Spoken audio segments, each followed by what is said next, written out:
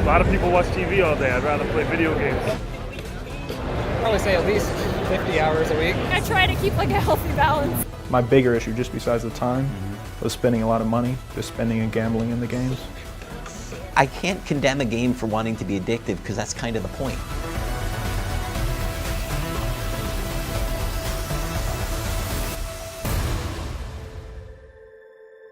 I'm Ahmed Shahabuddin, and I've been looking into the dark side of tech, from facial recognition to fake news.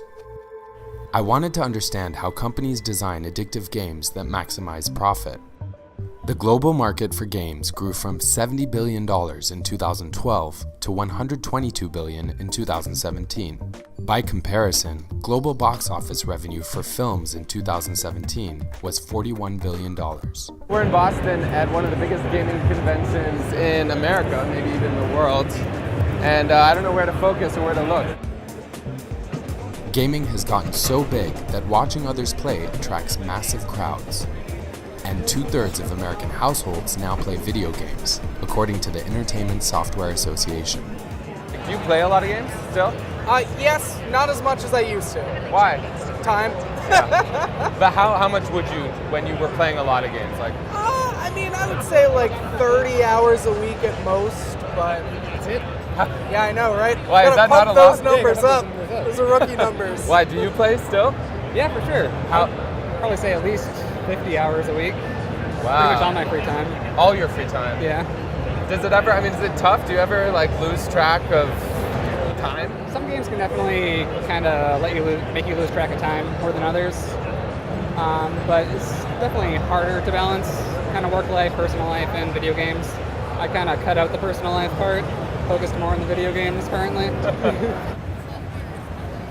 Do you ever feel addicted to these games? Or one game in particular? I don't think so.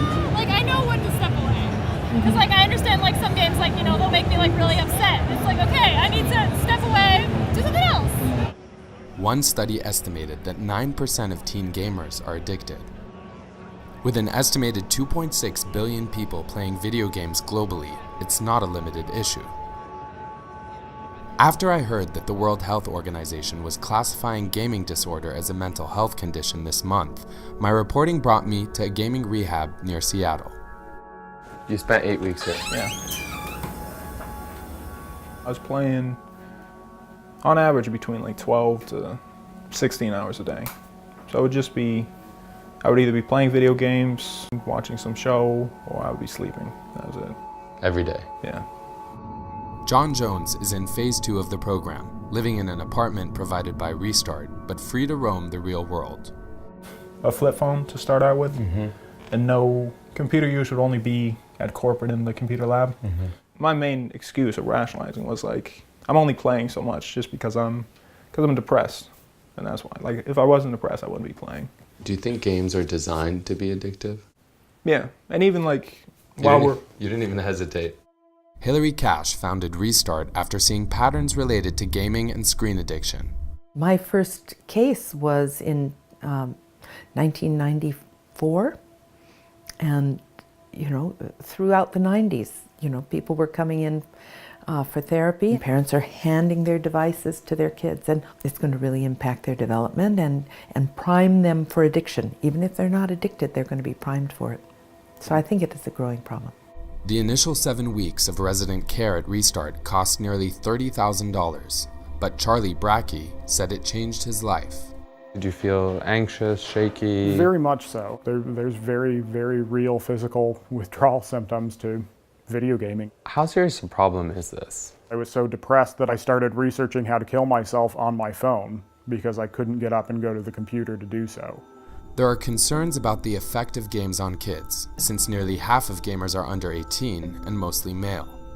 And teens who spend 5 hours a day gaming are 71% more likely to be at risk for suicide than those who spend less than 1.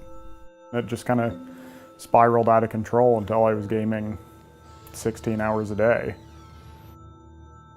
There are few screen rehabs, and experts are divided on the best routes to health.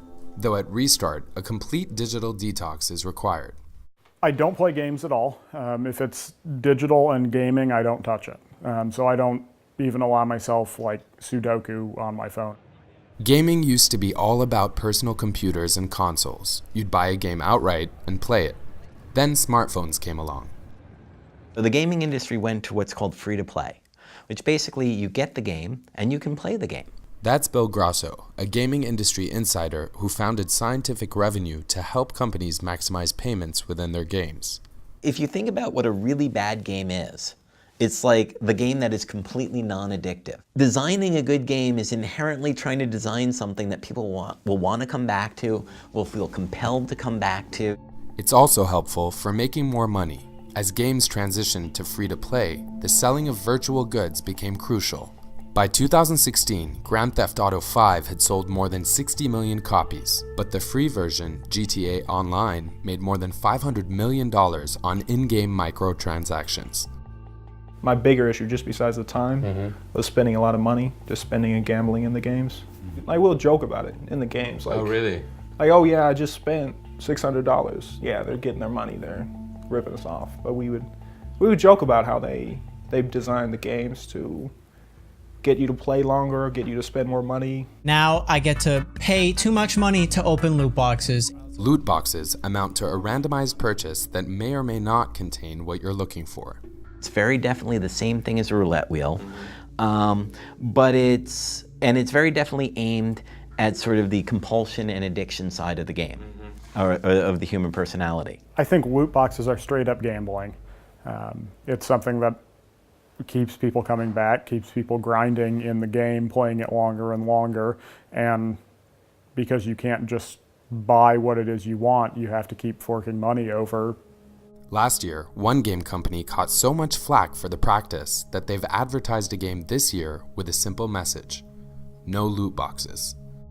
Belgium declared loot boxes illegal gambling in April, and American politicians like Senator Maggie Hassan have also questioned the practice. Do you agree that children being addicted to gaming and activities like loot boxes that might make them more susceptible to addiction is a problem that merits our attention? So it'll be like 300, 400, and then it's like, okay, well, I'll keep going until I get it.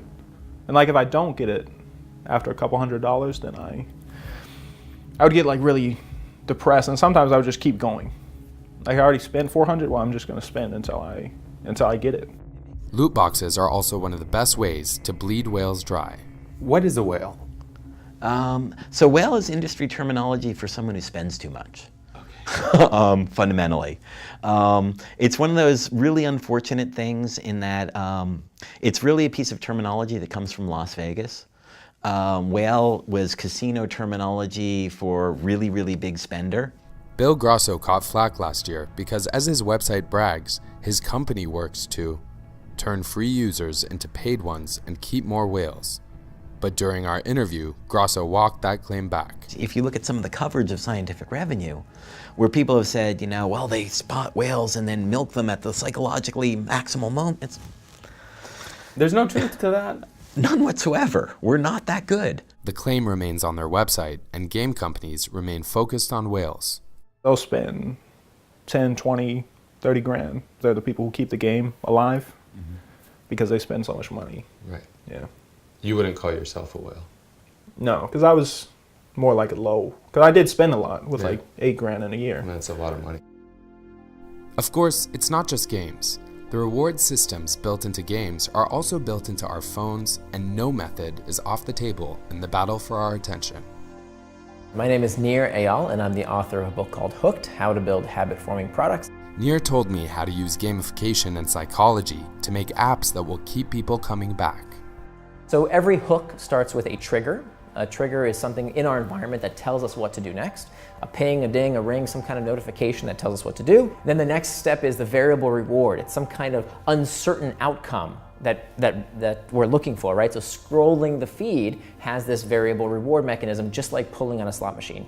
And then finally, the investment phase, where we put something into the product, like data, followers, content, reputation, that makes the product better and better with use. Eventually, we're using the product because of an internal trigger. When we're lonely, we check Facebook. When we're uncertain, we check Google. When we're bored, we might check the news. We might check stock prices or sports scores to satiate that need. 3 out of 4 American children have access to a smartphone, and nearly half of American parents believe their kids are addicted to mobile devices. For now, both gaming companies and rehabs will profit, while gaming addicts are left with few resources for recovery. There's lots of evidence to support that contact with nature is actually very healing and reduces anxiety, helps people concentrate.